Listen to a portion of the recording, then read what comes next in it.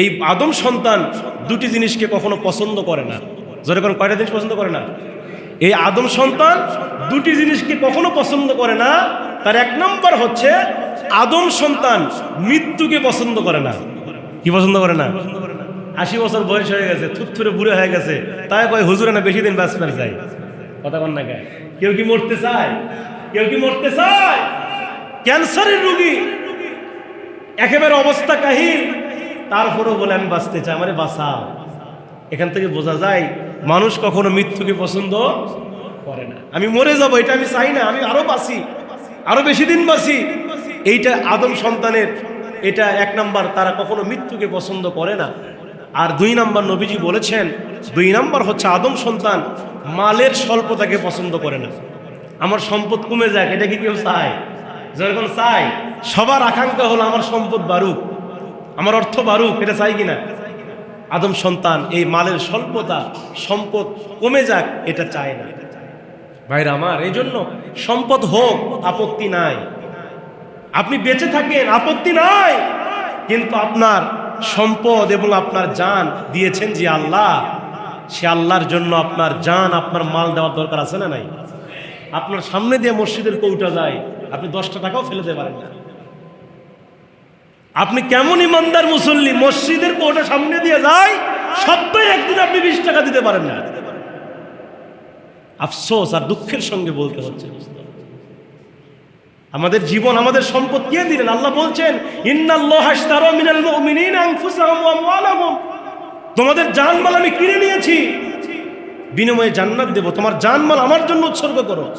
সাহাবীদের জীবনে পড়ে দেখেন, বিশ্বনবী তাবুক যুদ্ধের ডাক দিলেন, সাহাবীদেরকে একত্র করলেন আর বললেন, সাহাবীরা আগে তোমাদের মাল এক জায়গায় জড়ো করো, তারপরে তোমাদের জান প্রস্তুত করো, আমাদেরকে তাবুক যুদ্ধের ময়দানে লড়াই করতে হবে। আল্লাহ নবীর সাহাবীরা ঘোষণা পাওয়ার পরে নবীর সাহাবীরা এবং তাদের যত সম্পদ ছিল উৎসর্গ করে করে তাবুক যুদ্ধে দান করে দিলেন। এমনকি মহিলা সাহাবীরা পর্যন্ত নাকের স্বর্ণের ফুল, গলার স্বর্ণের হার সব খুলে খুলে আল্লাহর জন্য দান করে দিলেন। সুবহানাল্লাহ, দান করে দিলেন। মালের স্তূপ হয়ে গেছে, মালের স্তূপ হয়ে গেছে। আল্লাহ নবী দেখতেছেন পাশে দাঁড়িয়ে এক নবমুসলিম সাহাবী, বুখারীর বর্ণনায় এসেছে, সেই সাহাবীর নাম ছিল হযরতে আব্দুল্লাহ দুল বাদাদাইন। তিনি দাঁড়িয়ে দাঁড়িয়ে হাউমাউ করে কান্না করতেছে। নবীজি আমার সেই সাহাবীর কাছে গিয়ে বলছে, আব্দুল্লাহ তুমি এখানে দাঁড়িয়ে দাঁড়িয়ে কান্না করছো কেন, তোমার কি হলো? আব্দুল্লাহ বলছে, নবী গো, আজকের যুদ্ধের ময়দানে আপনি ঘোষণা দিলেন, সাহাবীদেরকে দানের জন্য বললেন, ও নবী সবাই তো দান করলো, আমি গরিব মানুষ, আমার কাছে একটা পয়সা নাই যেটা দান করব, এজন্য আমি কান্না করতেছি। সুবহানাল্লাহ। তবে নবী আমি আপনার কাছে একটা বিষয় খুব অনুরোধ করব, নবী আল্লাহ তো বান্দার কাছ থেকে 2টা জিনিস চাইছে, একটা মাল চাইছে, একটা জান চাইছে। ও নবী আমার তো দেবার মতো কোনো মাল নাই, তবে নবী আল্লাহ আমার একটা জান দিয়েছে। ও নবী আমারে আল্লাহ একটা জান দিয়েছেন, আপনি আমার জন্য দোয়া করেন। আমি মাল দিতে পারি নাই, কিন্তু আমার একটা জান আছে, আপনি দোয়া করেন এই তাবুক যুদ্ধের ময়দানে আমি আমার এই জানটা আল্লাহর জন্য দিতে পারি। নবী তখন বললেন, আব্দুল্লাহ দুল বাদাদাইন যাও, গাছের একটা বাকল আনেন। আব্দুল্লাহ গাছের একটা বাকল আনলেন। নবীজি আমার এই জায়গাতে গাছের বাকলটা পরাইয়া আব্দুল্লাহর জন্য 2টা হাত তুলে আল্লাহর কাছে দোয়া করছে, আল্লাহ এই আব্দুল্লাহর ইমানটা বড় দামি, আল্লাহ তার প্রতি আমি খুশি আছি, আল্লাহ আপনি আব্দুল্লাহর রক্তকে কাফেরদের জন্য আমি হারাম করে দিলাম, আপনিও হারাম করে দেন। নবী আমার উল্টা দোয়া করলেন। আব্দুল্লাহ হাউমাউ করে আবার কান্না শুরু করলেন। নবী বলছে, আব্দুল্লাহ কাঁদো কেন? আব্দুল্লাহ বলছে, ইয়া রাসূলুল্লাহ আমি চাইলাম আমার জানটা আল্লাহর জন্য দিতে, আর আপনি আমার জন্য উল্টা দোয়া করলেন, এজন্য কান্না করছি। নবী বলছে, আব্দুল্লাহ তোমার কলিজার ভিতরে আল্লাহর জন্য তোমার জান দিতে চেয়েছো, এই তামান্না থাকার কারণে আব্দুল্লাহ তুমি যদি বাড়িতে অসুস্থ জ্বর হয়ে মারা যাও, আল্লাহ তোমাকে শহীদ মৃত্যু হিসেবেই কবুল করে নেবে। এটাকে বলে ইমান। কি ইমান ছিল, কি তাকওয়া ছিল। এই জন্য আল্লাহ সেটাই বলছেন, বান্দারে যারা আল্লাহ রাস্তায় দান করে না, যারা নিজেদের মালকে গোপন করে, নিজেদের মালকে গোপন করে মানুষদেরকে দান করতে নিষেধ করে, আল্লাহ বলছেন তাদের জন্য রয়েছে ওয়াতাদনা লিল কাফিরিনা, আল্লাহ তাদেরকে কাফের পর্যন্ত বললেন। যারা অস্বীকার করে, যারা কৃপণ হয়, যারা বখিলি করে, যারা নিজেদের সম্পদগুলোকে গোপন করে, যারা আল্লাহর এই নিয়ামতগুলোকে অস্বীকার করে, আল্লাহ বলছেন ওয়াতাদনা, আমি প্রস্তুত করে রেখে দিয়েছি লিল কাফিরিনা, ওই সকল কাফেরদের জন্য। আল্লাহু আকবার। লিল কাফিরিনা আযাবাম মুহিনা, আযাবাম মুহিনা মানে যন্ত্রণাদায়ক শাস্তি। আল্লাহ পাক যন্ত্রণাদায়ক শাস্তির কথা আল্লাহ সুন্দর করে বলছেন। এরপর আল্লাহ পরের আয়াতের মধ্যে কি বলছেন শোনেন, ওয়াল্লাযীনা ইউনফিকুনা আমওয়ালাহুম রিয়াআন নাসি ওয়ালা ইউমিনুনা বিল্লাহি ওয়ালা বিল ইয়াউমিল আখির ওয়া মান ইয়াকুনিশ শাইতানু লাহু করিনান ফাসাআন করিন। আল্লাহু আকবার। এরপর আল্লাহ পাক কি বলছেন দেখেন 38 নম্বর আয়াতের ভিতরে আল্লাহ পাক এখানে আরো কঠিন কথা বলছেন, ওয়াল্লাযীনা ইউনফিকুনা, আল্লাহ বলছেন আর যারা দান করে, আমওয়ালাহুম তাদের সম্পদ, যারা সম্পদ দান করে, যারা সম্পদ দান করে আল্লাহ রাস্তায়, রিয়াআন নাসা, এই দানটা হয় মানুষকে দেখানোর জন্য। আগে দেখানোর জন্য দান করে ঠিকই, এখানে আল্লাহ বলছেন যারা দান করে, ওখানে দানের কথাই নাই, দান করে না কৃপণতা করে। কিন্তু 38 নম্বর আয়াতে বলছেন কিছু লোক আছে এরকম যারা একেবারে এমনটা নয় দান করে না, তারা দান করে, কিন্তু কি জন্য দান করে, ওয়াল্লাযীনা ইউনফিকুনা, তারাও ওয়াল্লাযীনা যারা দান করে, আমওয়ালাহুম তাদের সম্পদগুলো, রিয়াআন নাস, রিয়া শব্দের অর্থ কি, মানুষকে দেখানোর জন্য, লোক দেখানোর জন্য, লৌকিকতার জন্য। লোকে আমারে দানবীর বলবে, লোকে আমারে বিশাল বড় দানবীর বলে আমাকে জানবে, এই মানুষকে দেখানোর জন্য, আল্লাহর খুশির জন্য নয়, মানুষকে দেখানোর জন্য যারা দান করে, ওয়ালা ইউমিনু বিল্লাহ, এবং যারা অস্বীকার করে আল্লাহকে, ওয়ালা বিল ইয়াউমিল আখির, এবং আখিরাত দিবসকে। আল্লাহ বলছেন ওয়ামাই ইয়াকুনিশ শাইতানু লাহু করিনান ফাসাআন করিনা, আল্লাহ তাদের ব্যাপারে বলছেন যারা দান করে মানুষকে দেখাবার জন্য এবং অস্বীকার করে আল্লাহকে এবং পরকালকে। এমন লোক আছে না নাই? জোরে বলেন আছে না নাই? আছে। মানুষকে দেখানোর জন্য দান করে। এমনও নামাজি আছে মানুষকে দেখানোর জন্য নামাজ পড়ে। দেখবেন নির্বাচন আসলে নেতা সাহেব হাইরে নামাজ, এমন নেতা, আমি আগেও বলেছি, এমন নেতা আমরা দেখেছি শুনেছি এক আসরের নামাজ 4 বার পর্যন্ত পড়ে। কথা কয় না বারে, এরকম আছে না নাই? সামনে নির্বাচন নামাজ ধরে নেতা সাহেবরা। এরপরে এমন হাজি আছে লোকে নামের আগে আলহাজ হাজি সাহেব বলে ডাকবে, এরকম ভাবে হজ করে আসে। জোরে কোন আছে না নাই?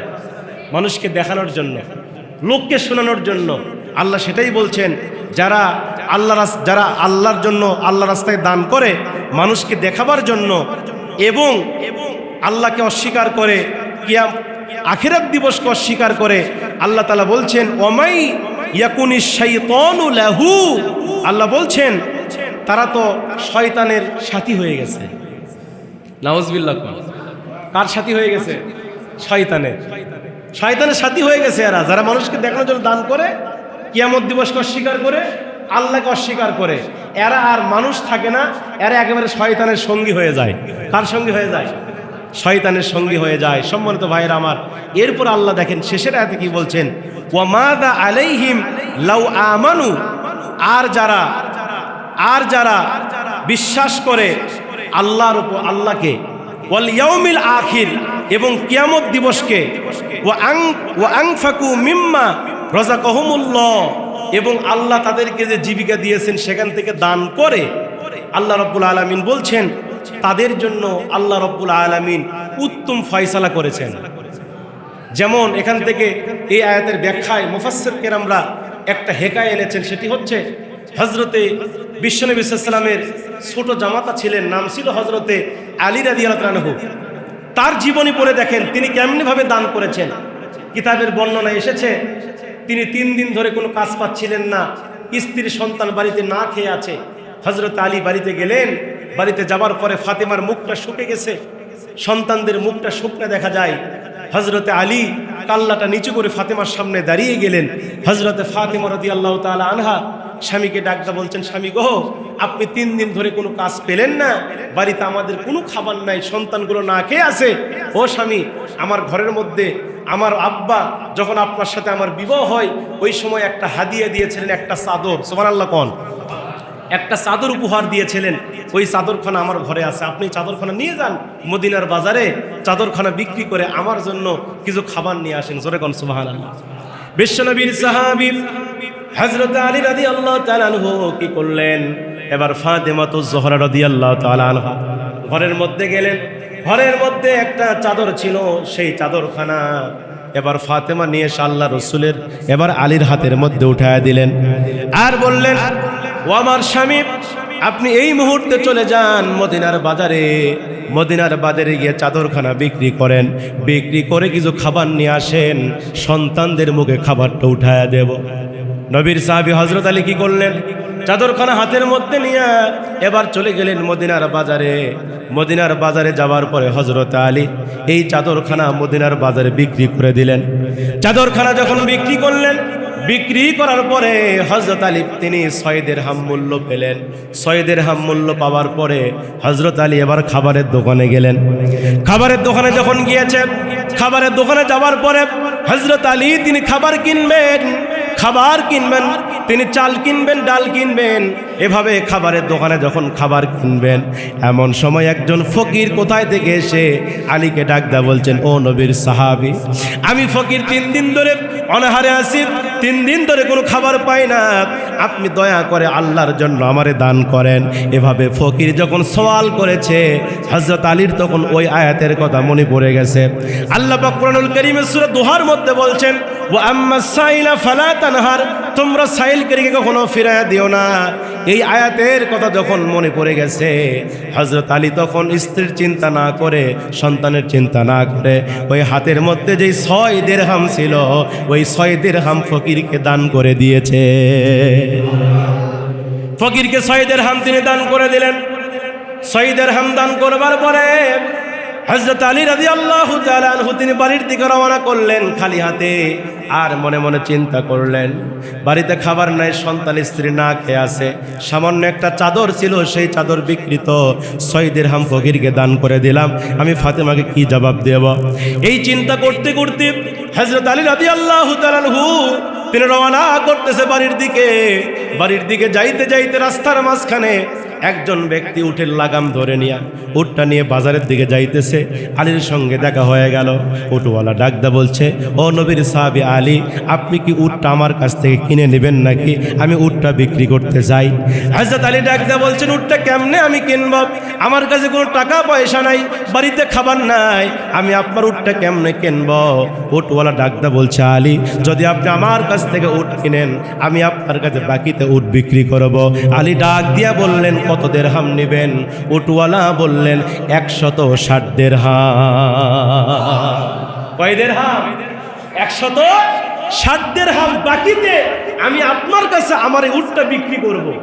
হযরত আলী তখন বললেন, ঠিক আছে।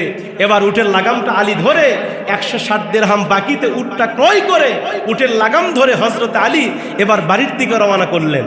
বাড়িতে যাওয়ার আগেই রাস্তার মাঝখানে আরেকজন লোকের সঙ্গে দেখা হয়ে গেল। সেই লোকটি ডাক দেয়া বলছে, আলী, তুমি যে উটটা নিয়ে যাইতেছো, এই উটটা কি বিক্রি করবা? আলী বলছেন, বিক্রি তো করবো, কয় টাকা দিবেন?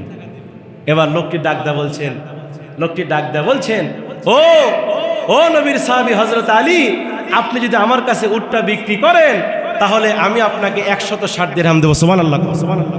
কত দিরহাম দিব? কিন্তু উটটা কিনেছিলেন 100 দিরহাম দিয়ে। কত দিরহাম দিয়া? 100 দিরহাম দিয়ে উটটা কিনেছিলেন, কিন্তু বিক্রি করলেন কত দিরহাম দিয়া? 160 দিরহাম নগদ মূল্য নিয়ে হযরত আলী উটটা তিনি বিক্রি করলেন।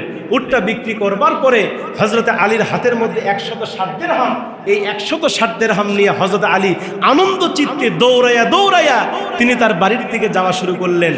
বাড়িতে যাওয়ার আগেই যেই লোকটার কাছ থেকে উটটা কিনেছিলেন, তার সঙ্গে আবার দেখা হয়ে গেল। জোরে কোন সুবহানাল্লাহ। এবার লোকটা ডাক দিয়ে বলছে, আলী, আমি তো তোমার কাছে যে উটটা বিক্রি করেছিলাম 100 দিরহাম দিয়া, সেই অর্থ আমারে দাও। আলী তখন 160 দিরহামের ভিতরে 100 দিরহাম উটওয়ালাকে দিয়ে দিলেন। এবার আলী রাদিয়াল্লাহু আনহু যখন 100 দিরহাম দিয়ে দিলেন, এবার বলেন তো আলীর কাছে থাকলো কত? সবাই বলেন কত? 60 দিরহাম থাকলো। আর আলী ফকিরকে দান করছিল কয় দিরহাম? জোরে কোন কয় দিরহাম? তাহলে 6 এর বিনিময়ে আল্লাহ দিছে কত? এবার হযরত আলী 60 দিরহাম নিয়ে ফাতেমার বাড়িতে গেলেন, গিয়া ফাতেমাকে বলছে, ও স্ত্রী একটু কাছে আসো। ফাতেমা কাছে আসলেন। আল্লাহ নবীর সাহাবী হযরত আলী এবার ফাতেমার হাতের মধ্যে 60 দিরহাম দিলেন। ফাতেমা 60 দিরহাম নেওয়ার পর অবাক হয়ে গেলেন, আর বললেন, স্বামী সামান্য একটা চাদর দিলাম, এই চাদরের মূল্য কি 60 দিরহাম হয়? আলী বলছে, ফাতেমা আমি আল্লাহর সঙ্গে একটা ব্যবসা করেছি, সেই ব্যবসাতে আল্লাহ আমার 60 মুনাফা দিয়েছে। এই কথা বলতে বলতে আল্লাহ নবী ফাতেমার বাড়িতে আসলেন। এবার নবীজির সাহাবী আলী আল্লাহ নবীর কাছে সমস্ত ঘটনা খুলে বললেন। হযরতে আলী রাদিয়াল্লাহু তাআলা আনহু যখন ঘটনা খুলে বললেন, নবী ডাকদা বলছে, ও আলী, আল্লাহ পাক তোমার এই দানকে এত বেশি পছন্দ করেছে, আল্লাহর কাছে এত বেশি ভালো লেগেছে, যার বিনিময়ে এই 6 বদলে আল্লাহ তোমার 60 দান করেছে। শুধু তাই নাই আলী রে, যেই লোকটা তোমার কাছে এই উটটা বিক্রি করেছে বাকিতে, এই লোকটাও দুনিয়ার কোনো সাধারণ মানুষ ছিল না, এই লোকটা স্বয়ং আল্লাহর জলিলুল কদর ফেরেশতা হযরতে জিবরাইল আলাইহিস সালাম। আর যেই লোকটা তোমার কাছ থেকে 160 দিরহাম নগদ অর্থ দিয়ে তোমার কাছ থেকে উট ক্রয় করে নিয়েছে, এই লোকটাও দুনিয়ার কোনো সাধারণ মানুষ ছিল না, ইনি হচ্ছেন আল্লাহর ফেরেশতা হযরত মিকাইল। আর যেই উটটা বেচা কেনা করা হয়েছে, এটিও দুনিয়ার কোনো সাধারণ উট ছিল না, এটি হলো জান্নাতি উট। তাহলে এখান থেকে কি বোঝা যায়? আল্লাহর রাস্তায় যদি দান করা হয়, এতে কি মানুষের আমাদের সম্পদ কি কমে যায়? যদি এখন সম্পদ কমে যায়, এজন্য নবীজি বুখারীর বর্ণনায় বলেছেন, হিংসা করা সম্পূর্ণ হারাম, হিংসা করা জায়েজ নাই। কিন্তু নবীজি বলেছেন, 2 শ্রেণীর ব্যক্তির সঙ্গে হিংসা তোমরা করো। সুবহানাল্লাহ কোন? 2 শ্রেণীর লোকের সঙ্গে ঈর্ষা তোমরা করো। তার 1 নম্বর নবীজি বলেছেন, যারা বেশি বেশি কোরআন চর্চা করে, যারা বেশি বেশি কোরআন তেলাওয়াত করে, কোরআনের জ্ঞান অর্জন করে, তাদের সাথে তোমরা হিংসা করো, তার চাইতে আমি কোরআনের জ্ঞান বেশি অর্জন করব। সুবহানাল্লাহ কোন? আর 2 নম্বর, ওই ব্যক্তির সঙ্গে তোমরা হিংসা করো যে বেশি বেশি আল্লাহর রাস্তায়, দ্বীনের রাস্তায় নিজের সম্পদ ব্যয় করে। সুবহানাল্লাহ কোন? আপনি 1000 টাকা আল্লাহর রাস্তায় দিয়েছেন, আল্লাহ আমাকেও সম্পদ দিয়েছেন, আমি 2000 টাকা দান করব। সুবহানাল্লাহ বলবেন না? কিন্তু দানের ব্যাপারে আমরা এই হিংসা করতে পারি। হিংসা খালি দুনিয়ার ব্যাপারে, কথা কন না কেন? হ্যাঁ, জমির আল কাট থেকে চিকুন করে ফেল যায়, কথা কন আছে না নাই? আছে না নাই? বাড়ির 1-4 আঙ্গুল জায়গা নিয়ে এমন শত্রুতা বছরের পর বছর কথা বন্ধ করে দেয়, আছে না নাই? এমন কি এই 4 আঙ্গুল জায়গার জন্য মাথা ফাটাফাটি পর্যন্ত এই সমাজের মানুষ করে, কথা বলেন ঠিক কিনা? হিংসা আমরা করি, আসল জায়গায় করি না। এজন্য আসুন ভাই দোস্ত বুজুর্গ, আমরা শিক্ষা নেই, আল্লাহর জন্য দান করব, আমাদের জান এবং মাল আল্লাহর জন্য উৎসর্গ করব।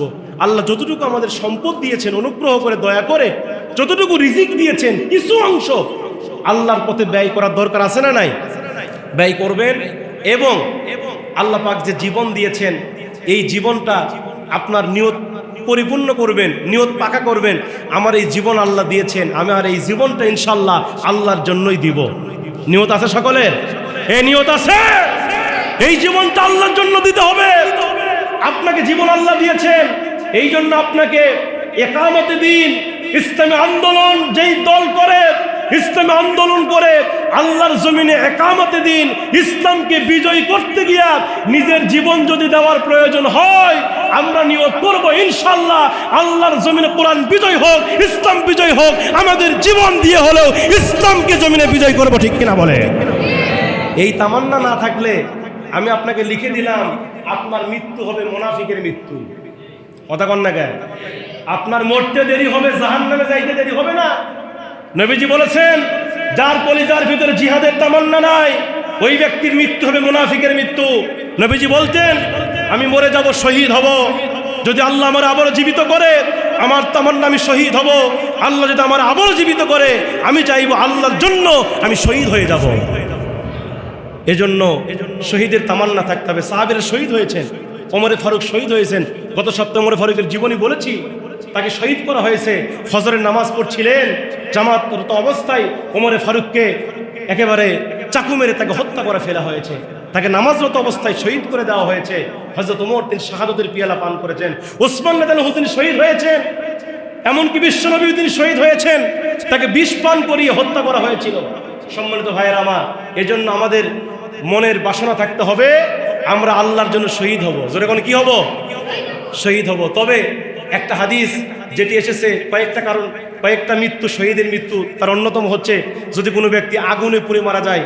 আমাদের বাংলাদেশে বিভিন্ন জায়গায় আগুন লাগে কিনা, বিশেষ করে ঢাকা শহরে বিভিন্ন গার্মেন্টসে, বিভিন্ন বড় বড় মার্কেটগুলোতে আগুন লাগে। এই যে আগুন লেগে অনেক মানুষ দুনিয়া থেকে চলে যায়। নবীজি বলেছেন যারা আগুনে পুড়ে মারা যায় এরা শহীদের মর্যাদা অর্জন করে। 2 নাম্বার, যারা পানিতে ডুবে মারা যায় কি করে?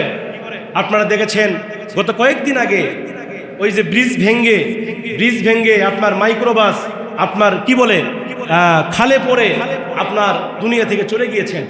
এই যে পানিতে ডুবে মানুষ মারা যায়, আল্লাহ বলেছেন এটিও শহীদ। সুবহানাল্লাহ বলেন। সাপে কামড়ে যদি কেউ মারা যায় সেও কি হয়ে যাবে? শহীদ হয়ে যাবে। এজন্য আমরা শহীদের তামান্না অন্তরের ভিতরে লালন করি।